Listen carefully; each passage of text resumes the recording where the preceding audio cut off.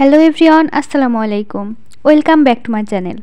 আজকের ভিডিওতে দেখাবো ভুবন শান্তি 100 ফুট সিংহসজ্জা গৌতম বুদ্ধ মূর্তি। এটা মূলত বৌদ্ধ ধর্মাবলীদের উপাসনালয়। প্রথমে আমরা কক্সবাজার ডলফিন মোড় থেকে রামু বাইপাস এসেছি। এখানে এসে যে কোনো অটোরিকশা অথবা সিএনজিওয়ালাকে বললেই নিয়ে যাবে বৌদ্ধ মন্দিরে। তো আমরা এখন যাচ্ছি রামু বাইপাস থেকে 100 ফুট সিংহসজ্জা গৌতম বুদ্ধ মন্দির দেখতে। যেতে যেতে রাস্তার ধারের পাহাড়ি অঞ্চলগুলো দেখছিলাম, ভালোই লাগছিল। এই তো চলে এসেছি সেই ভুবন শান্তি 100 ফুট সিংহসজ্জা গৌতম বুদ্ধ মূর্তি মন্দিরে।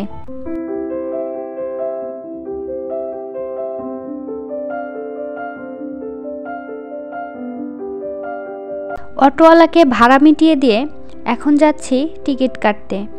এখানে জনপ্রতি টিকিট নেয় 20 টাকা করে। এই টাকাগুলো নাকি মন্দিরের উন্নয়ন কাজের জন্যই লাগানো হবে। আর হ্যাঁ, 5 বছরের ছোট বাচ্চাদের জন্য টিকিট ফ্রি। এখন আমরা গেটের ভিতরে প্রবেশ করছি।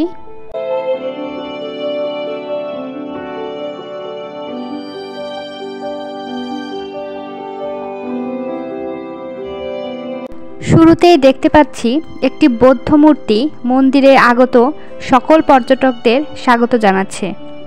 যেহেতু এটি ধর্মীয় একটি স্থান, সেহেতু পবিত্রতা রক্ষার্থে জুতা খুলে প্রবেশ করতে হবে। মন্দিরের উপরে ওঠার আগেই আমার চোখে পড়ল ডান পাশে একটি টিউবওয়েলে অটোমেটিকলি পানি পড়ছে। এটা আমার কাছে খুবই রহস্যজনক মনে হলো, তাই আমি কাছে যেয়ে ভালোভাবে দেখলাম। কোনো কিছু সেট করাও নাই, কিন্তু কিভাবে যেন একা একাই পানি পড়ছে। তবে এই একা একাই পানি পড়ার রহস্যটা আমি এখনও জানতে পারিনি। কেউ যদি জেনে থাকেন কমেন্টে প্লিজ জানাবেন। সিঁড়িতে উপরে ওঠার সময় সর্বপ্রথম এই বৌদ্ধ মূর্তিটি দেখতে পারবেন, যা সবাইকে স্বাগত জানাচ্ছে। মন্দিরের উপরে ওঠার আগে সবাই এখানে জুতা রেখে গেছে, তবে অবশ্যই জুতা নিজ দায়িত্বে রাখতে হবে। খুবই প্রশস্ত সিঁড়ি, শুনেছি 100 সিঁড়ি এখানে আছে। সিঁড়ির দুই পাশ দিয়ে সব বৌদ্ধ মূর্তি রয়েছে।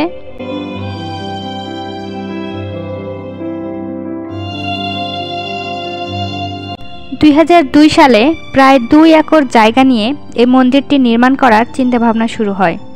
ভুবন শান্তি 100 ফুট সিংহসজ্জা গৌতম বুদ্ধ মূর্তি বাংলাদেশের কক্সবাজারের রামু উপজেলাতে অবস্থিত এশিয়ার সর্ববৃহৎ বুদ্ধ মূর্তি। 2006 সালে ব্যক্তিগত উদ্যোগে সোনালী রঙের 100 ফুট দৈর্ঘ্যের এবং 60 ফুট উচ্চতার মূর্তিটির নির্মাণ কাজ শুরু করেন শ্রীমৎ করুণাশ্রী ভিকু। 2009 সালে এর নির্মাণ কাজ শেষ হয়। মিয়ানমারের কারিগর থোয়াংসি রাখাইন বৌদ্ধ মূর্তিটি তৈরি করেন। মূর্তিটি নির্মাণে প্রায় কোটি টাকা ব্যয় হয়।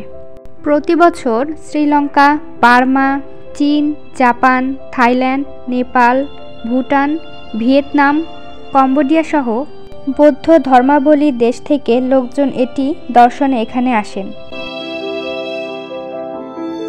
এটি হলো মন্দিরের ভেতরের অংশ, যেখানে বৌদ্ধরা নিজেদের ধর্মের বিভিন্ন কার্যক্রম করে থাকে, মানে উপাসনা করে থাকে আর কি। আমরা আর ভিতরে যাইনি, তবে হিন্দু দর্শনার্থীরা ভিতরে গিয়েছে।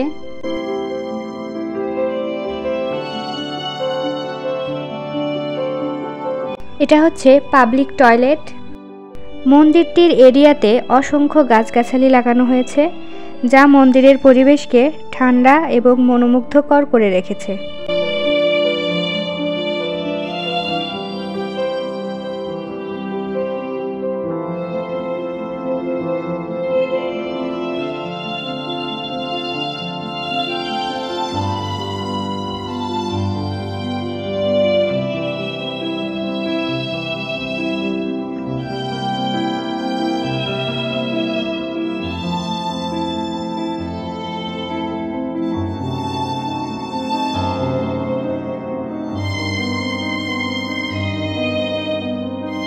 তো আমরা এখন গৌতম বুদ্ধের মূর্তিটির পেছন দিয়ে ঘুরে এখন এই রাস্তাতে নিচে নেমে যাব।